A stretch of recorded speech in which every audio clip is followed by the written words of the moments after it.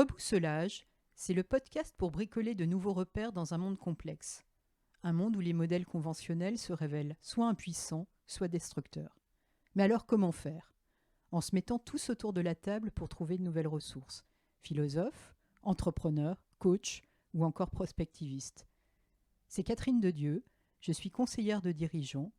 Je vous emmène une fois par mois à la rencontre d'un invité porteur de nouveaux points de vue forts, novateurs, iconoclastes. Rebousselage, le podcast pour bricoler de nouveaux repères dans un monde complexe. Depuis plusieurs années, la question des territoires est devenue stratégique. Elle s'invite à la table des politiques, à froid ou à chaud, comme lors de la crise des Gilets jaunes. Elle préoccupe les citoyens que nous sommes, de plus en plus sensibles à la proximité. Elle devient également un sujet important pour les entreprises, qui cherchent désormais à tirer tout le bénéfice de leur ancrage territorial et des opportunités qu'il offre. Pour en parler, j'ai le plaisir de recevoir Emmanuel de la Masselière, qui est urbaniste, spécialiste du développement territorial et urbain. Grand Prix européen de l'urbanisme en 2016 pour le Grand Roissy, il a piloté des stratégies et des projets de développement dans plus de 50 territoires en métropole, en Outre-mer et à l'étranger, et notamment la mise en œuvre du Grand Paris dans la plaine de France au nord de Paris. Il est l'auteur d'un essai passionnant de l'inégalité des villes et de leur développement. Bonjour Emmanuel. Ma première question va porter sur son parcours. Comment es-tu devenu urbaniste ? Alors, je suis un peu arrivé à l'urbanisme par hasard. Lorsque j'ai commencé à travailler il y a 35 ans, je voulais travailler à la mise en valeur du patrimoine. Et j'ai eu la chance de pouvoir le faire à Provins, en Seine-et-Marne. Et très vite, je me suis rendu compte en fait, que la mise en valeur du patrimoine nécessitait la mise en valeur de la ville dans son ensemble. Nécessitait de travailler sur l'aménagement et le développement du territoire, et pas seulement sur les monuments historiques ou des fêtes, des animations, etc. Et que ce qui comptait, c'était le lien social, la vision globale de la ville, la beauté, l'esthétique. Et donc, c'est comme ça que je me suis intéressé à ces questions urbaines. Et par la suite, j'ai fait ma vie professionnelle dans ce développement territorial, à la fois, et pas seulement comme consultant, comme je le suis aujourd'hui, mais aussi dans ce qu'on appelle dans notre jargon la maîtrise d'ouvrage. Alors aujourd'hui, on parle de plus en plus d'attractivité des villes, des régions ou même des départements. Mais alors finalement, cette fameuse attractivité, c'est pour qui et surtout c'est pourquoi ? Alors, faut essayer de comprendre pourquoi, effectivement, quelle en est l'origine. Euh, il faut bien comprendre que c'est nous, les individus, qui mettons les villes et les territoires en compétition. Il y a une concurrence entre les villes et les territoires, et c'est nous, je me répète, qui la provoquons. On la provoque pourquoi ? Parce qu'on est mobile. Et qu'on décide, par exemple, pour tes 15 ans de mariage, d'aller passer un week-end à Saint-Pétersbourg ou à Venise. Et du coup, tu mets Saint-Pétersbourg et Venise en compétition. De la même manière, moi j'ai la chance très, très grande d'habiter le 5e arrondissement de Paris. Mais dans le 5e arrondissement, il y a plein de petits appartements dans des immeubles de mauvaise facture où habitent dans 40 mètres carrés 4 personnes. Ce qui ne correspond pas tout à fait à l'image qu'on a du 5e arrondissement. Et pourtant, c'est la réalité. Et ces gens pourraient tout à fait aller habiter à Montrouge pour doubler leur surface, mais ils font le choix d'habiter dans le 5e et pas à Montrouge, de la même manière que des habitants de Montrouge font le choix, eux, de rester à Montrouge et de ne pas venir habiter dans des surfaces beaucoup plus petites dans le 5e arrondissement ou dans le 13e arrondissement, entre les deux.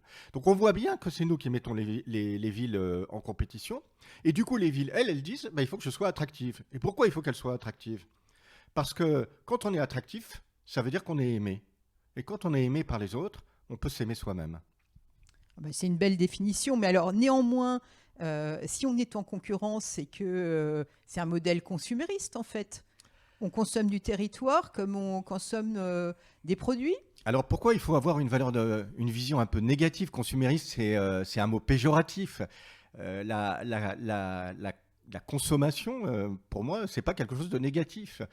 Au contraire, quand je consomme quelque chose, c'est que je l'aime, c'est que je l'apprécie.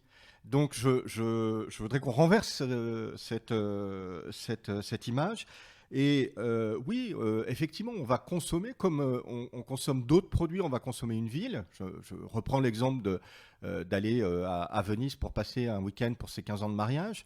On va, entre guillemets, consommer cette ville au travers des trois composantes de la consommation, la dimension utilitaire, la dimension sociale, et puis la dimension de plaisir qu'elle nous offre. Mais la ville, elle doit aussi penser à ces trois dimensions. Donc oui, il y a consommation. Je ne mettrai pas de vision péjorative derrière. Et qu'est-ce qu'on fait? Comme pour tout acte de consommation, on fait un arbitrage entre la qualité et le prix, et on va acheter quelque chose en fonction de ce rapport qualité-prix.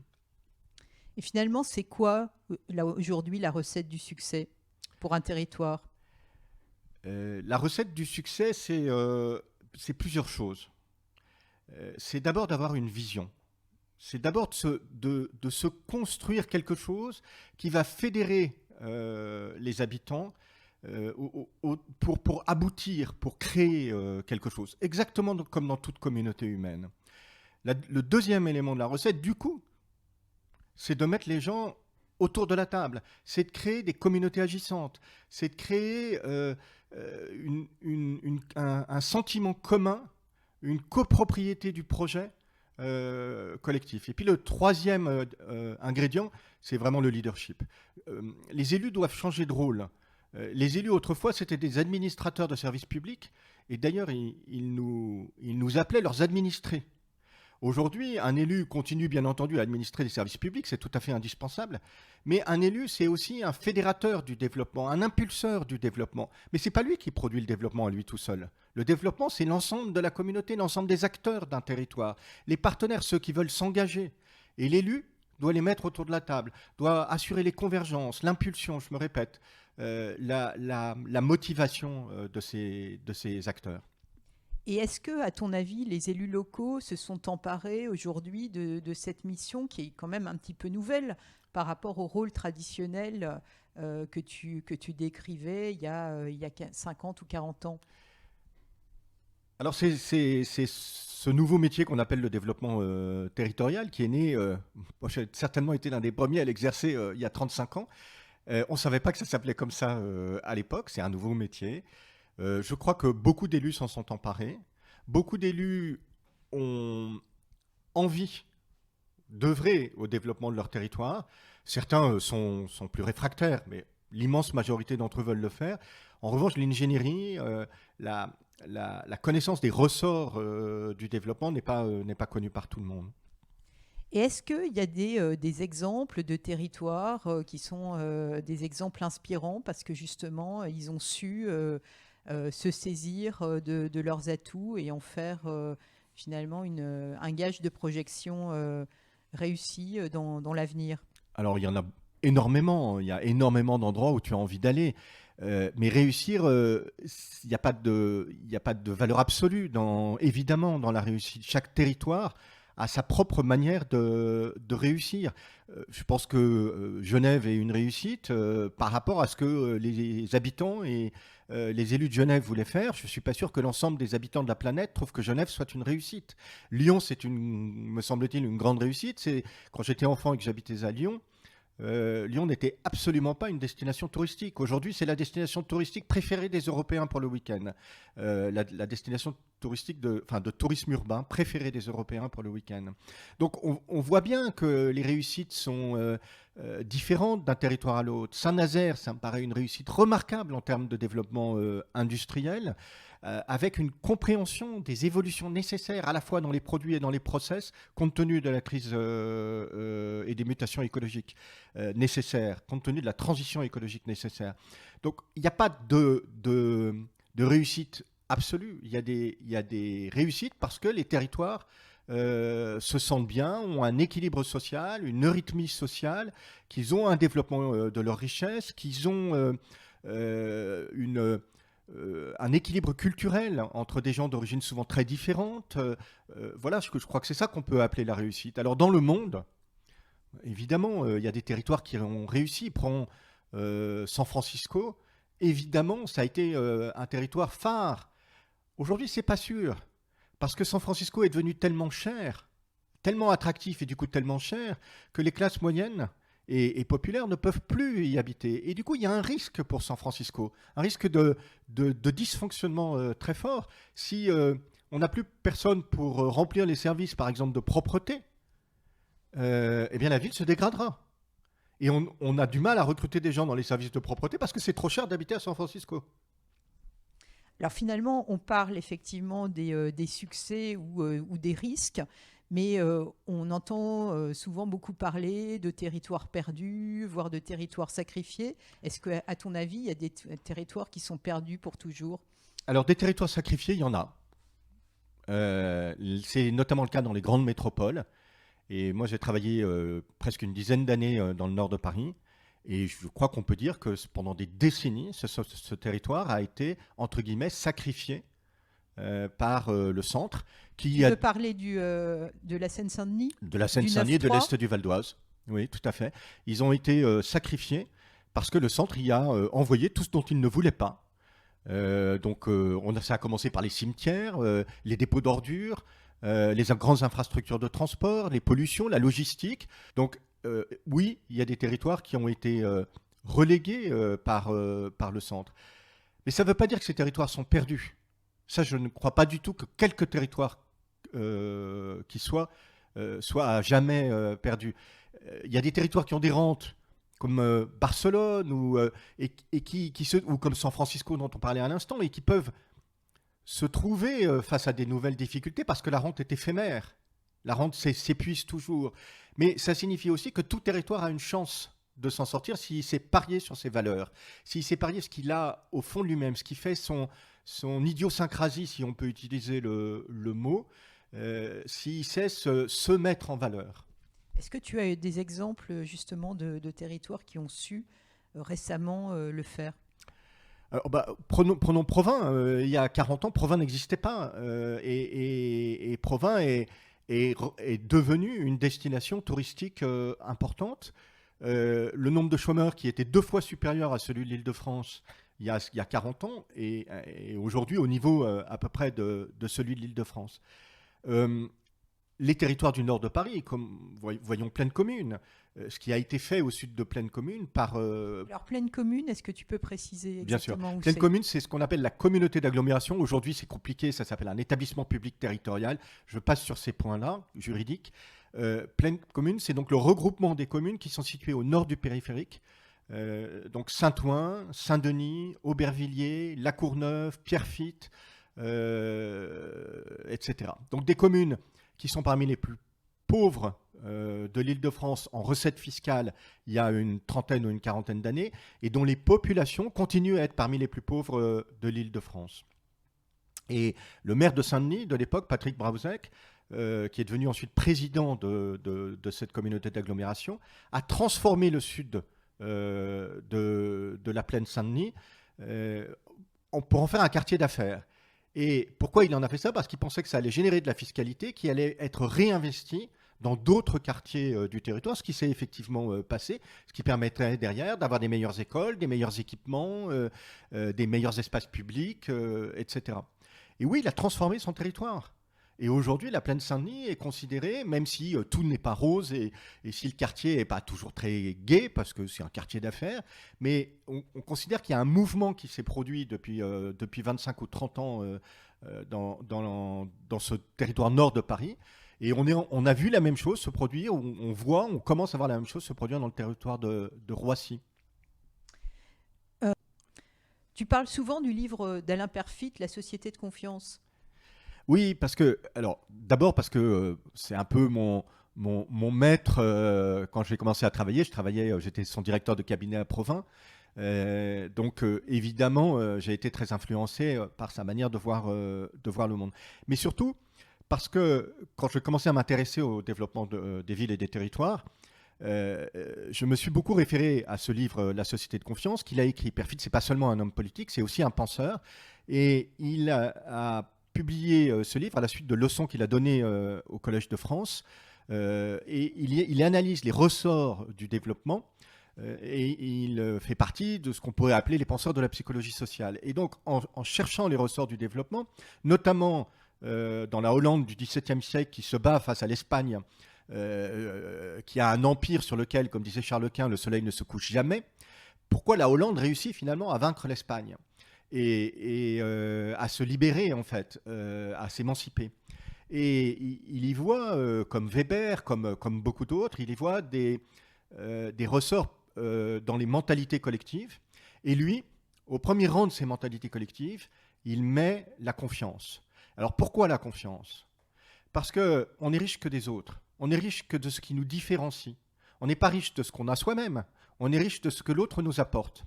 Et donc, c'est la base de l'économie. Et donc, on doit échanger. Mais pour aller acheter une baguette de pain chez ton boulanger tous les matins, tu dois faire confiance à la qualité de la baguette que ton boulanger va te donner. Mais c'est la même chose pour tout. L'échange est nécessaire au développement. Mais qu'est-ce qui est nécessaire à l'échange ? C'est la confiance. Et c'est pour ça que Perfit met parmi les mentalités collectives, il y en a d'autres. Il y a l'audace, il y a la transparence, il y a la tolérance.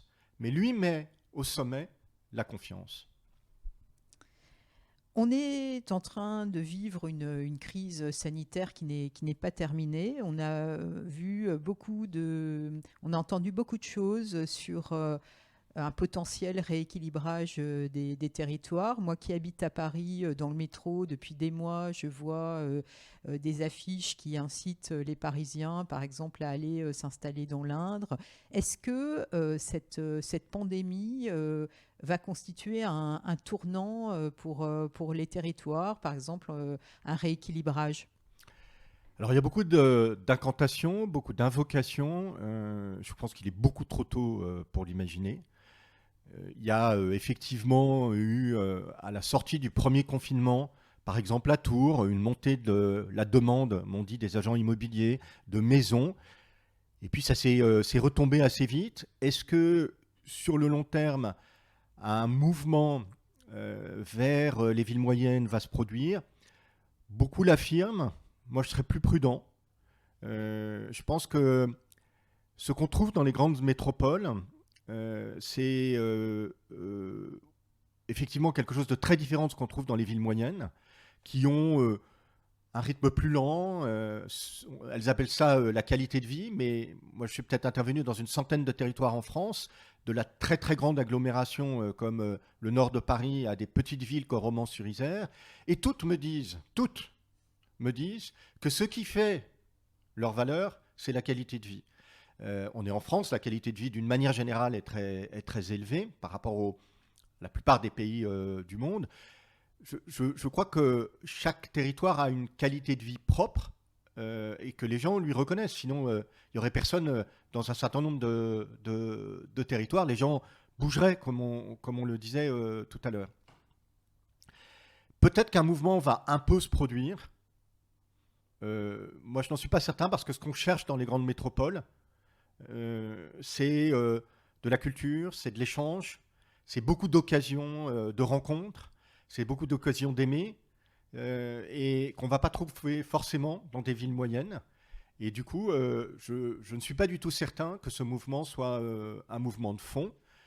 Il est possible que les villes moyennes augmentent, voient leur population augmenter. Ce sera peut-être dû juste à l'augmentation générale de la population en France. Et finalement, un autre phénomène qu'on voit beaucoup, ça a été l'explosion de la livraison à domicile. Alors évidemment, avec les livraisons, les centres logistiques, est-ce que ça peut être une source d'évolution pour les territoires ? Alors, c'est déjà profondément le e-commerce, d'une manière générale, a des conséquences très très importantes sur les territoires. Regardons la manière dont on achète. Le e-commerce, en fait, on parle de cross-canal. C'est-à-dire que Alors, cross-canal, tu peux... Oui, je vais préciser. C'est-à-dire qu'en fait, tu ne vas pas dans un magasin forcément pour acheter. Tu y vas pour voir. Et puis tu compares. Et puis tu vas sur Internet. Et puis tu achètes sur Internet ou tu retournes dans un autre magasin pour acheter. Donc, le modèle économique du commerce peut considérablement changer. Ça, c'est une première transformation. Mais s'il n'y avait plus de commerce dans les villes, alors on s'ennuierait énormément. Donc il faut se battre pour un maintien de vitrines commerciales, même si ce sont des showrooms, quitte à ce que les chaînes de commerce nous inventent de nouveaux modèles économiques et que les élus, les territoires, les aident dans cette transformation du modèle économique. Deuxième transformation, c'est les pollutions. Personne n'en parle jamais. Mais enfin, les congestions, les pollutions dues à la livraison à domicile, il va bien falloir qu'on s'y attaque. Moi, je suis favorable au fait que l'on internalise les coûts des pollutions dans le prix de la livraison à domicile. Or, aujourd'hui, on ne le fait pas, on ne sait pas internaliser les coûts des pollutions. Et puis, la troisième modification, c'est on voit une nouvelle organisation très puissante, très différente des régions. Par exemple, depuis une trentaine d'années, les territoires de Melun et de Roissy sont devenus de très très forts territoires logistiques, avec toutes les nuisances qui vont avec, qu'on ne retrouve pas dans les territoires beaucoup plus riches des Yvelines ou des Hauts-de-Seine. Et là, il y a un risque de conflit entre territoires, parce que les territoires, par exemple, du nord de Paris, risquent de se dire « Mais pourquoi c'est nous qui devons avoir les nuisances et les pollutions liées à la logistique ?»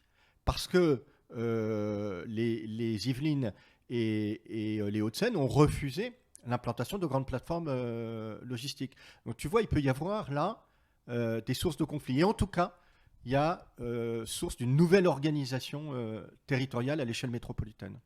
Et finalement, est-ce que cette métropolisation, c'est pas souvent un discours sur la vertu à l'intérieur et puis l'externalisation des conséquences négatives vers la périphérie? Alors, c'est tout à fait ce qui s'est passé pendant 30 ans, on le disait tout à l'heure. On espérait beaucoup que le Grand Paris allait profondément modifier cela en mettant en valeur les périphéries, en mettant en valeur toutes les richesses que l'on trouve dans les périphéries. Nul ne connaît l'extraordinaire valeur de l'école de hip-hop de Villiers-le-Bel. Et il faut qu'on arrive à partager à l'échelle métropolitaine ces sujets, ces richesses. Patrick Braozac, dont je parlais, dit « Nous devons faire des territoires qui comptent, c'est une question de dignité pour leurs habitants. » Et ça, c'est le cœur de ce qui me motive, moi, depuis toutes ces années. C'est considérer que chaque territoire a des valeurs, et c'est pour ça que chaque territoire a une chance de se développer. Et notre rôle d'urbaniste, c'est aussi de révéler ces valeurs et de faire que les territoires se développent en pariant sur elles. Tu viens de parler de développement durable. Est-ce qu'aujourd'hui, c'est une contrainte ou une opportunité pour les territoires? Alors, qu'est-ce qu'on appelle le développement durable? Ça me paraît un oxymore. Grande question. Mais ça me paraît un oxymore, cette expression. Je préfère parler je préfère l'utilisation de Sustainable Development qu'utilisent les Britanniques, c'est-à-dire un développement qui est compatible à long terme avec les ressources de la planète, avec les équilibres sociaux, etc. Moi, je crois que le durable, c'est les équipes de l'AIGP, l'Atelier international du Grand Paris, qui nous l'avaient dit il y a une dizaine d'années. Le durable, c'est le mutable. Je vais te donner un exemple. C'est l'exemple de la démographie. La France va continuer à croître en habitants, normalement. On n'avait pas trop vu venir la baisse liée au Covid, mais devrait continuer à croître en habitants jusqu'en 2035, voire jusqu'en 2050. Mais des scénarios démographiques nous disent que la France, à partir de 2035, pourrait commencer à perdre des habitants. Si on perd des habitants, qu'est-ce qu'on fait de tous les logements qu'on a construits pour une population à 72 millions d'habitants? Si on passe à 65 millions d'habitants, alors qu'on a prévu une jauge à 72 millions, il va falloir réduire les logements, il va falloir réduire les zones d'activité, il va falloir réduire les équipements. Et donc, la question qui nous est posée à nous urbanistes aujourd'hui, c'est justement de prévoir la réversibilité. C'est de prévoir comment on intègre dans la construction, parce qu'aujourd'hui on n'est que 65, on va passer à 70 ou 72, mais peut-être on va repasser ensuite à 65 ou à 60, voire à 50, ce qui est en train de se produire déjà en Italie ou en Espagne, et ce qui ne se serait produit en Allemagne si l'Allemagne n'avait pas accueilli les migrants. La question donc qui se pose à nous, c'est comment on adapte nos villes aux évolutions de la jauge. Alors, tu parles de réversibilité. Est-ce que, et moi je pense à une expression, mais que j'aime bien, qui est la France moche. La France, effectivement, avec l'entrée des centres-villes, tous pareils, avec des entrepôts, avec les ronds-points, etc. Est-ce que la France moche est réversible ? La France moche, c'est une expression qui avait été utilisée par Télérama il y a une quinzaine d'années ou une douzaine d'années, avec une photo de zones d'activité, de panneaux publicitaires et de fils électriques, de lignes à haute tension. Et effectivement, on voyait bien que toutes les entrées de ville de France étaient devenues moches. Alors toutes, évidemment pas. L'entrée de Lyon par le TGV en venant du Nord est extraordinaire et montre donc qu'on peut avoir une sorte de marketing de la ville par la beauté, par la présentation, la mise en valeur des lieux. Ce sujet de l'urbanité, ce sujet du paysage est devenu effectivement un des sujets majeurs de l'urbanisme. Je pense que l'une des raisons du mouvement des Gilets jaunes, c'est de se trouver dans des territoires justement. Les Gilets jaunes ont été très puissants dans les territoires qu'on appelle les territoires urbains, et des territoires qui ont peu de services et qui souvent ont des paysages qui ont été abîmés par ce que tu racontais. Et donc, ceci est le résultat d'une absence de vision globale du développement de la ville. On a dit on a besoin de zones commerciales pour nourrir les gens et les nourrir à des coûts assez faibles. C'est vraiment le cas en France. Et on ne s'est pas préoccupé de l'esthétique, on ne s'est pas préoccupé de la beauté des lieux. Et puis, je ne crois pas qu'il y ait de pyramide de Maslow territoriale. Alors, c'est quoi la pyramide de Maslow territoriale ? C'est les hiérarchies des besoins. Maslow, c'était un penseur de, je ne sais plus très bien quelle époque, tu dois savoir ça beaucoup mieux que moi, mais qui hiérarchisait les besoins primaires, et voilà, qui était le fait de se nourrir, puis voilà, on montait, et au sommet, il y avait la connaissance, l'éducation. Moi, je ne crois pas du tout à ça.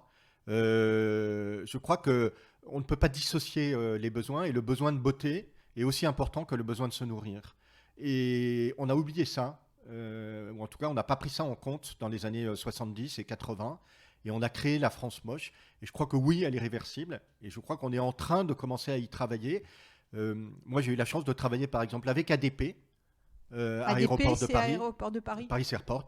J'ai eu la chance de travailler avec ADP sur l'urbanité, la manière de rendre plus beau les limites, plus belles, les limites de l'aéroport.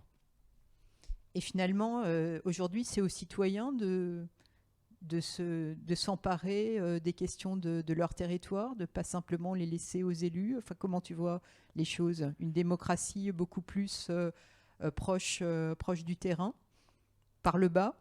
Ce sujet de la démocratie représentative versus la démocratie participative me semble excluant.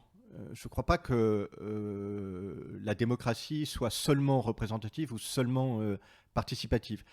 La démocratie participative, le fait d'associer, de faire participer les habitants au développement, à l'urbanisme, à l'urbanité, évidemment nécessaire. Mais il faut faire très attention au mode opérant.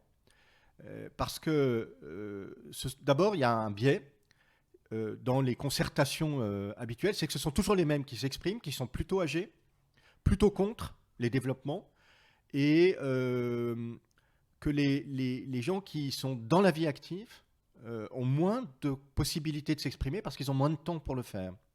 Les étudiants, par exemple, s'expriment extrêmement peu dans ce type de démarche.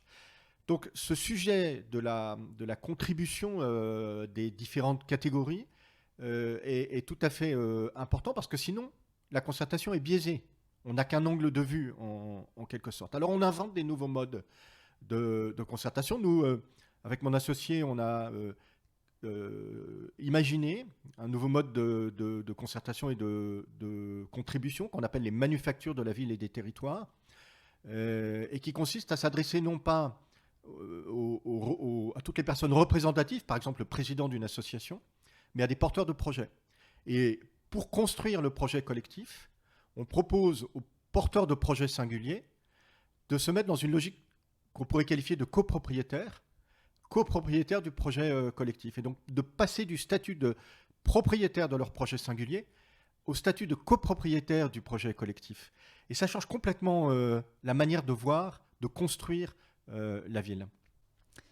Emmanuel, on arrive au terme de cet entretien.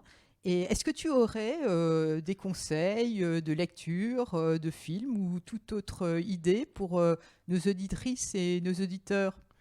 Alors, des conseils, non, mais peut-être des idées, enfin des choses que j'ai lues ou vues récemment et qui m'ont beaucoup plu. Je voudrais citer un livre de Jared Diamond qui s'appelle « De l'inégalité parmi les sociétés », qui explique pourquoi le développement s'est produit à l'origine en Mésopotamie et pas ailleurs dans le monde, par des raisons très très objectives, du nombre d'animaux qu'on pouvait domestiquer ou du nombre de plantes qu'on pouvait cultiver et qu'on ne trouve pas du tout dans d'autres espaces de la planète. Et puis je voudrais citer un livre truculent de Yu Hua, un auteur chinois, qui s'appelle Brother et qui est comme Rabelais et qui se passe entre 1950 et 2010. Deux frères qui ont une évolution, des parcours très différents dans la Chine maoïste et post-maoïste. Et puis deux films. Batman, la trilogie de Christopher Nolan, que je trouve prodigieuse, et notamment le deuxième épisode avec Aaron Eckhart qui joue double face. Et puis, j'ai regardé ça avec moi qui ne regarde jamais de séries, avec une passion tout à fait étonnante. J'ai regardé quasiment fini les 7 années de la série West Wing, qui raconte le mandat d'un président démocrate aux États-Unis avec ses états d'âme et puis ses succès et parfois ses échecs. Merci beaucoup Emmanuel. Voilà, c'est fini pour aujourd'hui.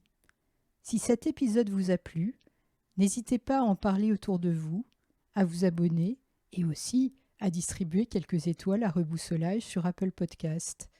Merci de votre soutien et à bientôt.